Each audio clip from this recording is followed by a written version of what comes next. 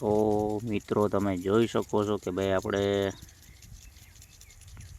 2 દિવસ પહેલાં મરચી વાવી હતી અને રીંગણી વાવી હતી.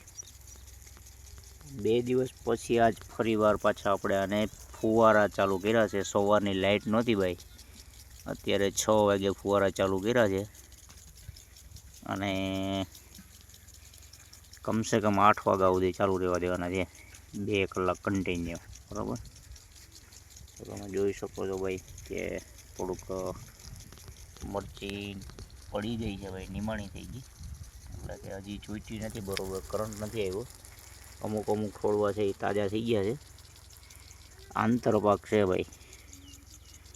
એટલે ખાસ કરીને આમાં શું કરવું પડે હવે એ તમે જરીક કમેન્ટમાં કરજો.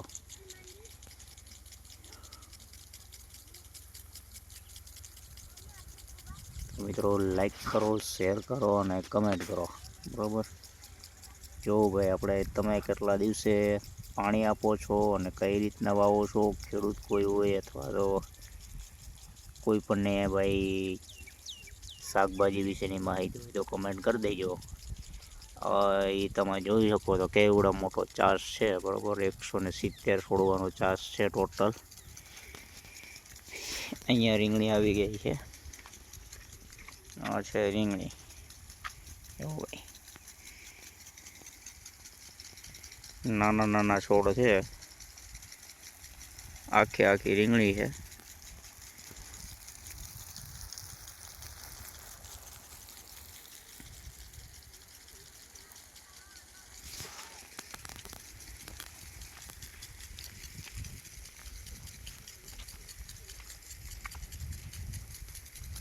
થોડુંક તડકાના હિસાબે તો ભાઈ થોડીક પાછી પડી ગઈ છે, તમે જોઈ શકો છો. કેમ કે છોડ તો બરાબર છે પણ તડકો છે તો ટેમ્પરેચરના હિસાબે થોડુંક પાછું પડી ગયું છે બધું. આ છેલ્લું આપણે ફુવારા જે મૂકી દીધા છે અત્યારે. હવે 3 દિવસ પછી પાવાનું છે. આજ 2 કલાક હાકી અને બંધ કરી દેવાનું છે. આ છે ભાઈ ટમેટી છે. આપણે બધું થોડું કર્યું છે અને હજી આ એટલી પછી રીંગણી વાવવાની છે 4 દિવસ પછી. બરાબર, રોપ અત્યારે હાજર નહોતો એટલે આપણે રોપ લઈ આવી બહારથી અને ચોફીએ છીએ. તો ભાઈ કમેન્ટ કરજો, લાઈક કરજો અને શેર.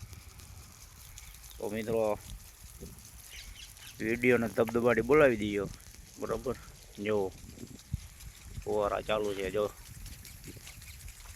આપણે જ ખેતરમાં ઊભા છે, આપણું ખેતર છે અને થોડુંક અત્યારે 6:30 વાગી ગયા છે એટલે થોડુંક બ્રાઇટનેસ વધારે ઓલું થાય છે, પણ તમને બતાવી દઉં છું. બરાબર, જો હવે ક્લિયર આવશે. તો મિત્રો લાઈક, કમેન્ટ અને શેર ફટાફટ કરો. બરાબર, પાછો ફરી એક આપણે વિડીયો બનાવશું. ત્યાં સુધી જય માતાજી, જય કિસાન, વંદે માતરમ મિત્રો.